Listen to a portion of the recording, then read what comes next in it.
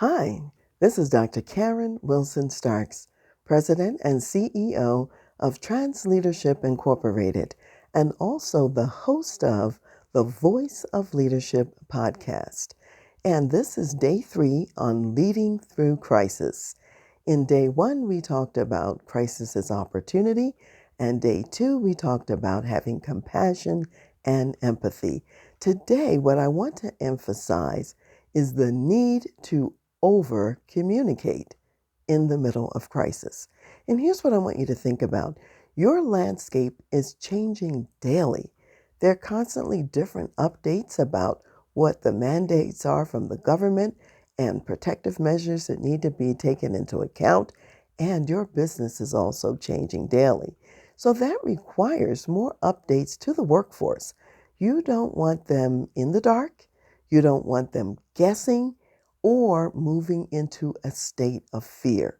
And sometimes, as a leader, you might think, we just said that yesterday. There's no need for me to repeat that same message today. Here's what you need to know. People don't hear as well in a crisis. So half of what you're saying, they might not have heard it. It may have gone right past them. Perhaps they were already emotionally triggered about something else. So even if you've said something once, you might need to say it twice, thrice, or even more. And in addition, there's new information and new updates.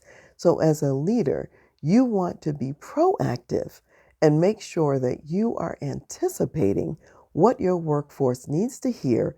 And even if you have to give a daily briefing that may only be 5 or 10 minutes long, do the daily briefing just to make sure that everyone is constantly hearing what's important and the necessary information. So remember, over communication is actually effective and appropriate communication for crisis situations.